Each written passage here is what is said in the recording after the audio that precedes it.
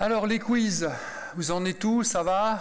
Vous avez calculé votre moyenne? Enfin, Sabine dispose de tous les résultats, hein, je crois. Bon, on va démarrer maintenant sur comment Sedge va vous accompagner, vous, vos équipes, pour vos clients, bien évidemment. Tout d'abord, nous avons le plaisir de vous annoncer l'ouverture d'un nouvel espace dédié facture électronique pour les partenaires Sedge. Ça va être de Place to Be. Alors, cet espace est d'ores et déjà disponible et il va s'enrichir au fur et à mesure dans le temps. On doit d'ailleurs avoir posté au sein du chat l'adresse de ce nouvel espace. Alors Sabine, on va essayer d'expliquer tous les contenus, supports, etc. que nos partenaires trouveront ici ou sur d'autres espaces. On va y revenir. On l'a structuré en 3 parties avec toi. On va commencer par la partie montée en compétences. Il faut que je monte en compétences. Quelle proposition pouvons-nous faire? Oui, il faut monter en compétences ou il faut s'enabler, puisque chez Sedge, on a des équipes d'enablement. Alors, c'est un sujet à maîtriser, qui est mouvant. Je veux dire, on a des mises à jour des textes de loi, des modifications régulières et tout, mais globalement, déjà bien appréhender le contexte global de la réforme, c'est la base. Même si ce n'est pas encore fait pour chacun d'entre vous, démarrez, parce que je crois qu'on va s'en parler en fait pendant 36 ou 48 mois. C'est long, une période de 36 ou 48 mois, quand on n'a pas l'impression de maîtriser le sujet. De la lecture, des contenus, il y en a à foison, il y en a kyrielle. Nous, on vous en donne, assurément, mais il y a énormément d'articles de presse sur le sujet. Et puis, on y revient, il y a un excellent site mis à jour par la DGFiP, d'accord, où il y a notamment des facs, des questions-réponses, des quiz en 4 niveaux. Mathieu en a parlé tout à l'heure, mais il y a vraiment une actualité très, très riche.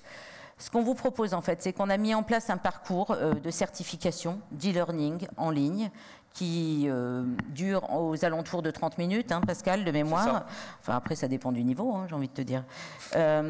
Qui vous permet d'obtenir un badge de validation de vos connaissances et qui sera mis à jour régulièrement. Ce parcours de e-learning sera disponible dès le début de la semaine prochaine et c'est donc un parcours dédié spécial facture électronique.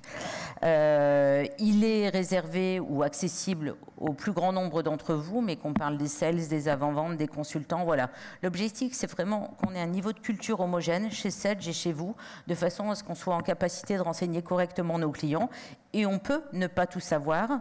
On se pose juste les questions et on tente d'aller chercher la réponse, sachant que parfois, vous l'avez vu à la DGFiP, il faut aussi qu'ils fassent des recherches parce qu'il y a quelques réponses qui ne sont pas évidentes. Ça, c'est la première chose.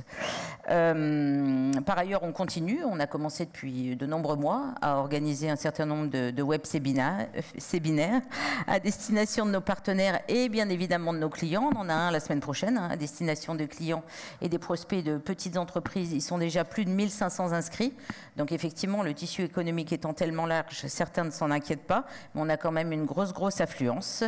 Voilà. Et puis, vos informations continuent à être disponibles et updatées, notamment sur votre espace partenaire Marketing Hub. OK. Voilà.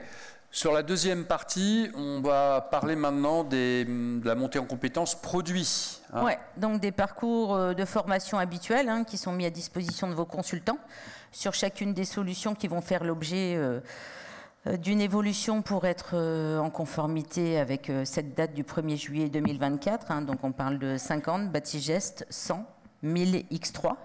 D'accord. Ces parcours de formation seront proposés au fur et à mesure de la disponibilité des versions majeures. Je sais déjà que 1000 et 100 interviennent mi-septembre de mémoire en termes de solutions. Donc les parcours de formation à destination de vos consultants seront disponibles dans ces eaux-là. Très bien. Sur maintenant l'animation auprès des clients de nos partenaires, puisqu'on encourage vivement, on a encouragé vivement nos partenaires à faire connaître cette proposition de valeur, comment leur apporter ce bon support? Ouais, c'est-à-dire que tout seul, c'est plus compliqué. En l'occurrence, on a un magnifique écosystème dont vous faites partie. Et donc, on a un porte-voix, en fait, qui nous permet de prendre la parole de façon synchronisée ou pas, en tout cas temporellement, à un certain nombre de clients. Donc déjà, ce qu'on est en train de faire, là, on est en train de la capter, cette session de cet après-midi, sur laquelle nos équipes vidéo, nos équipes marketing, pardon, avec l'agence vont travailler pour la couper en séquence pour vous apporter de la valeur dans vos prises de parole. Il faudra faire des JPO, il faut faire des webinars. Il y aura bien évidemment des cas clients qui devront être gérés en one-to-one, mais dans la mesure du possible, et on en reviendra sur l'approche marketing, on peut faire du one-to-many, c'est-à-dire que cette phase d'évangélisation, de transmission de l'information, elle peut être faite en groupe, donc à destination, soit à distance, soit sur site, à l'intégralité de vos clients. On va également vous enregistrer un certain nombre de mini-vidéos courtes, d'accord, qui vous parleront pour chacune de nos offres de la façon dont on va répondre, donc, à l'intérieur du produit, à cette obligation de mise en conformité, et il y aura une projection roadmap pour chacune de nos offres concernées. Très bien. Alors, tout à l'heure, on a évoqué avec Myriam et Franck un peu l'immensité de la tâche, avec ces 120 000 clients concernés. Crois-tu que nos partenaires devraient réfléchir à une approche de leur parc client? Faut-il définir une stratégie d'approche? Oui, une stratégie d'approche, ça s'appelle une segmentation en marketing. Donc, il faut disposer de critères pour segmenter son parc.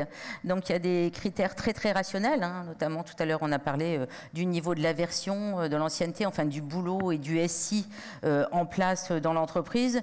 Moi, j'ai tendance à y associer un critère qu'on appellera un critère de maturité. Par rapport à tous ces sujets de digitalisation et d'automatisation, on sait très bien qu'on a des niveaux clients très très hétérogènes et que chez certains, quand on parle d'automatisation et de digitalisation, on part de loin. Donc sur cela, il va y avoir un énorme travail de conviction, d'explication pour les amener à la bonne solution. Donc oui, segmenter, mais dans un premier niveau, dans un premier temps, on peut transmettre une information très générale autour de la réforme, rappeler les obligations basiques et après simplement on peut avoir une approche segmentée. Très bien, Sabine. En synthèse, notre accompagnement se résume. On explique. Voilà. Vous montez en compétence pour pouvoir expliquer à vos clients. 2, on oriente nos clients vers la bonne solution, vers le bon choix. Il s'agit parfois non pas de tout révolutionner et de faire peur, Myriam l'a rappelé. On ne crée pas de climat anxiogène, on fait ça dans la confiance. On accompagne nos clients parce que certains clients l'ont dit tout à l'heure, mais ce n'est pas un process one-shot en fait. Enfin, la mise en conformité peut sembler être comme une obligation pour le 1er juillet 2024. C'est que le début d'un long processus. Là, on parle du flux fiscal, on va très vite parler du flux social et de tous les autres flux. Donc ça va être un long process et il va falloir qu'on continue à les accompagner avec les bonnes réponses et les bonnes solutions. Et enfin, bien évidemment, s'ils sont contents de leurs solutions, on les fidélise et on détecte de nouvelles opportunités. Pascal. Merci Sabine. On approche de la fin de cette plénière, mais je ne peux pas ne pas vous soumettre un dernier quiz. Je ne peux pas. Donc à votre smartphone, cette session fut pour vous instructive, enthousiasmante, un café par pitié. J'ai compris la réponse, laissez tomber le quiz, on va s'en parler dans les couloirs.